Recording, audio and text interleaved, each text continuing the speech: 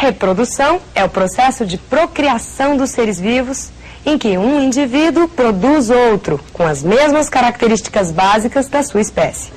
E esse capítulo importantíssimo e extenso da biologia apresenta fantásticas formas de multiplicação da espécie.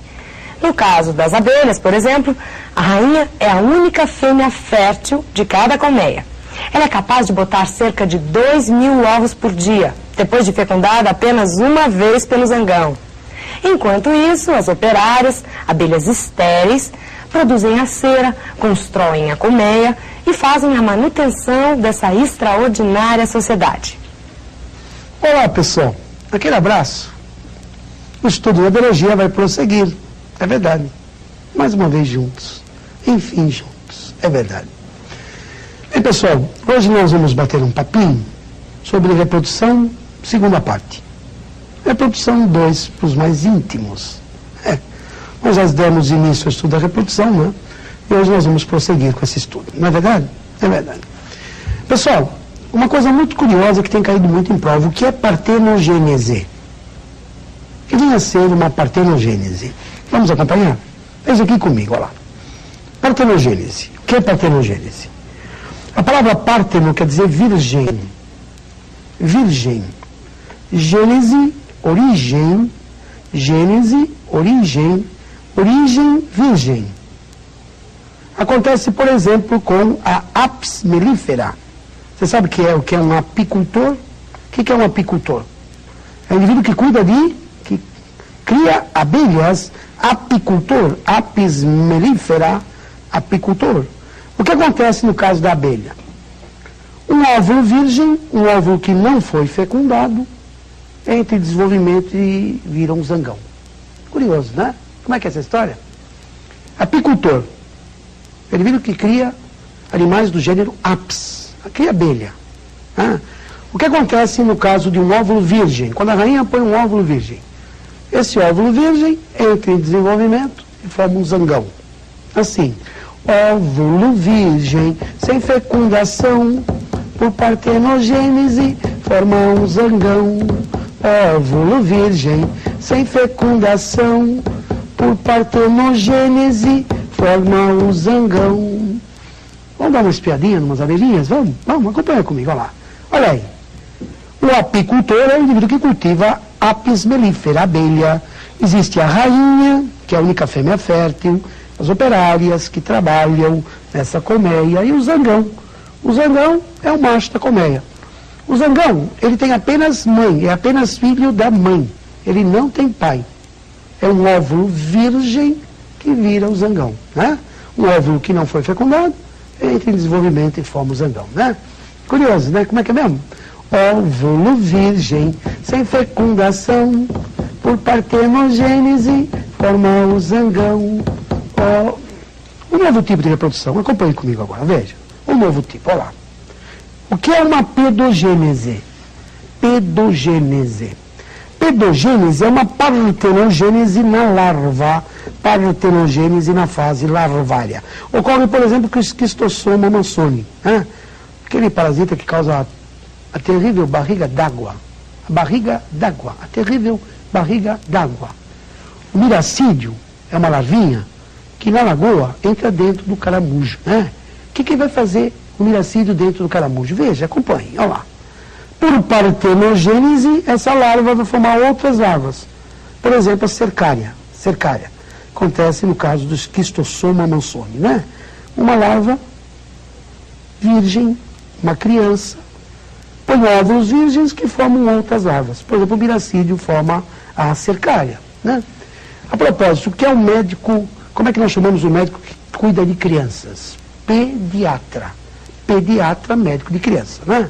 Como é que eu chamo partenogênese na criança? Na larva. Pedogênese. Pedogênese é o que acontece quando a partenogênese ocorre na criança, na larva, né? Miracídio, uma larvinha, uma criança, pedo, origina filhinhos assexuadamente, né?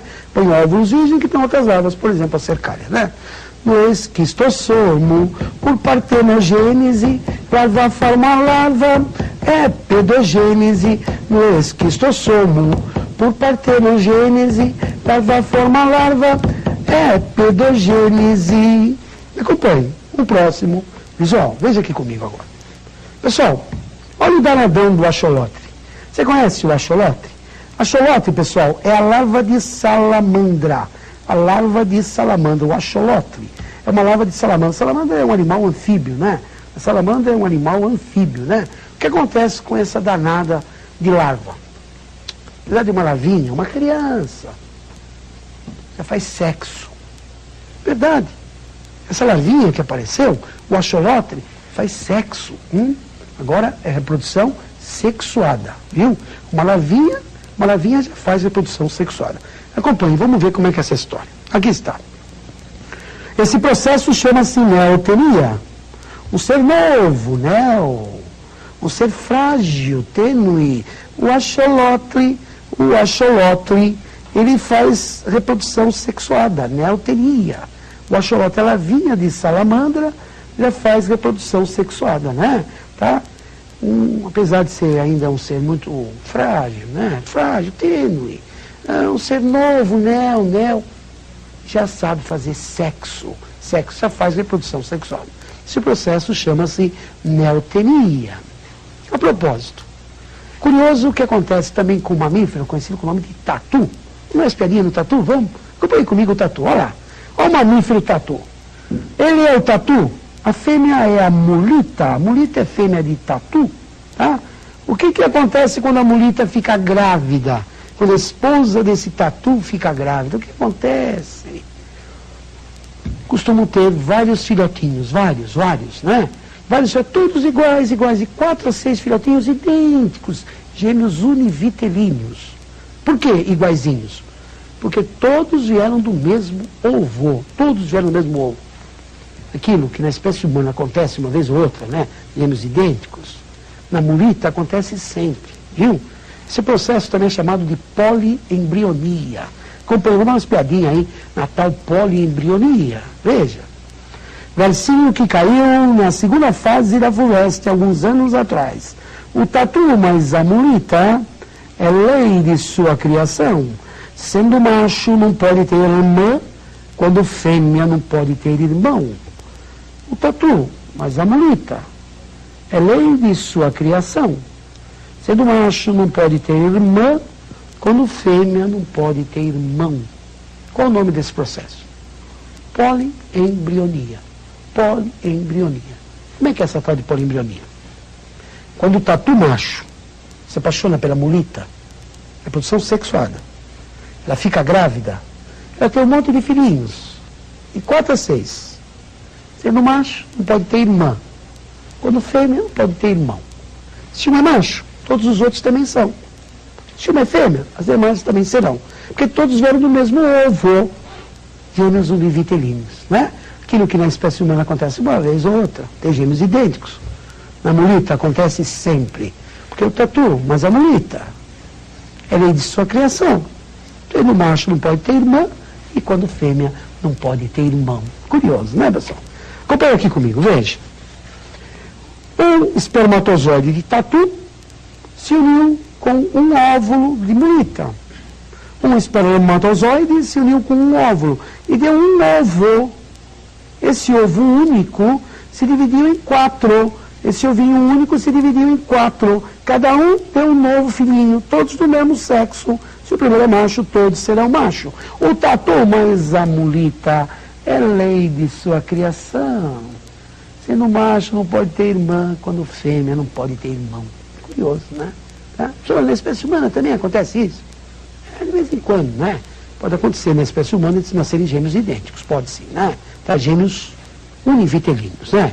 Pode, uma vez ou outra, pode acontecer, né? Como é que se formam os gêmeos univitelinos? Vamos dar uma espiadinha? Vamos? Acompanha aqui, ó. Gêmeos univitelinos, ou monozigóticos. Monozigóticos por quê? Por que monozigóticos? Mono quer dizer o quê? Zigoto, ovo. Um ovinho só, né? Tá? Como é que se formam os gêmeos univitelinos ou monozigóticos? Veja, acompanhe. Um espermatozoide de papai, um só, se uniu com um óvulo da mamãe, tá? E deu um ovinho, tá? Esse ovinho se dividiu em dois. Era para dar um filho só, era para dar, né? Mas misteriosamente esse ovinho se dividiu em dois. Né? E o que aconteceu? Veja, dois gêmeos idênticos, né? Ou dois meninos, ou então duas meninas, né? Ou dois meninos, ou duas meninas, tá? Todos vieram do mesmo ovo, né? Do mesmo ovo, tá? Ou deu dois meninos ou duas meninas. Vamos recapitular essa história? Vamos, que são gêmeos univitelinos. Univitelinos, vitelino, ovo. Aqueles que vieram do mesmo ovo. Sinônimo. Monozigóticos. Um espermatozoide de papai se uniu com um óvulo da mamãe e deu um ovinho. Quer dar uma criança só. Esse ovinho se dividiu. E deu duas criancinhas. 2, 3, 4. Ou dois menininhos, ou duas menininhas. Né?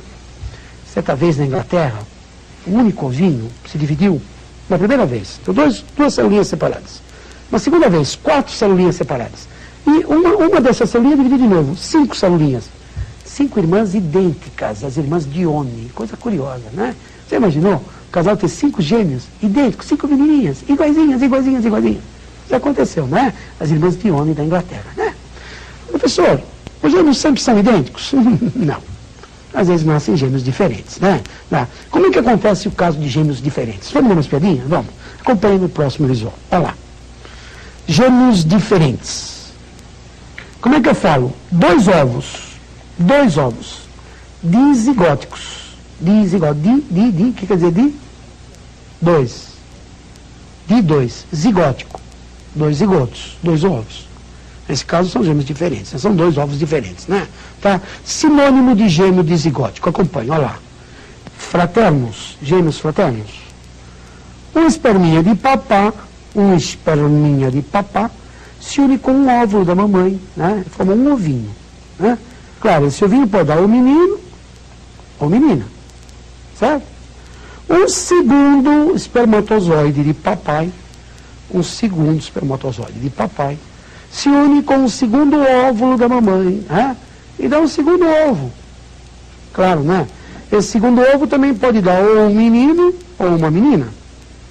Veja, agora são 2 espermatozoides, né? E 2 óvulos, né?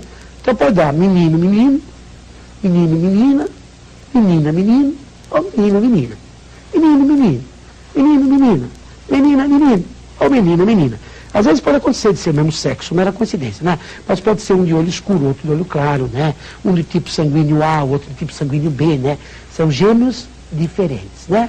E por aqui nós ficamos. Beijinho. Tchau, tchau.